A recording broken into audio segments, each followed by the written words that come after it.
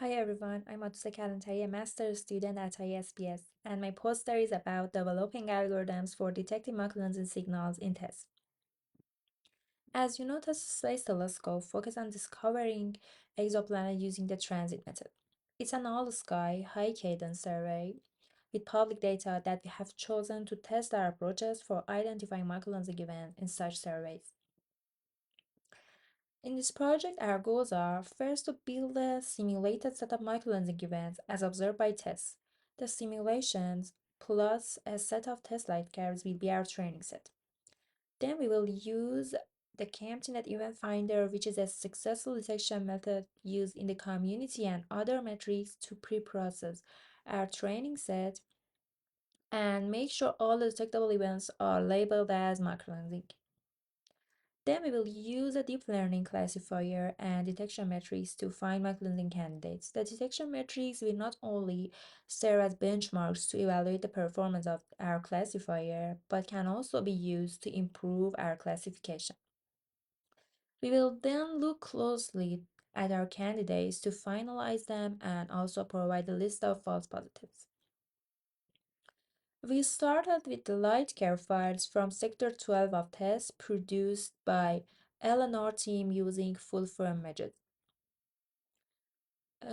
This is the sky coverage of TESS for its first year, and here is Sector 12 observed over 27 days with a cadence of 30 minutes.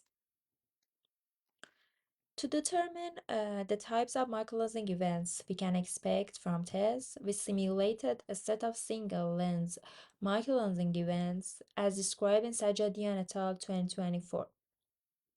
These simulated events were injected into test light curves, and the magnitude error during the microlensing events were adjusted based on an inferred magnitude error relation for test light curves. Next, we implemented the KMTNet detection algorithm adjusted for sector 12 cadence and defined the reduced chi-squared metric, which we set to be approximately 1 based on simulations. Here are 4 candidates from sector 12 fitted. Additionally, we calculated SNR values following Konimoto et al. 2024 with a threshold greater than 10 for microlensing candidates. Then we remove those simulations below this criterion from our training set. We also use the relation between the skewness values and random and statistic metrics for the simulated events to further make sure our training set labels are correct. For visualization of the metrics, we use the TSNE, a dimensionality reduction algorithm, to visualize these 4 metrics in a 2D parameter space. Objects closer together in this plot have similar metric values. I've also marked those 4 candidates in this 2D space aligned with their nearest simulation neighbors, and these are their metric values.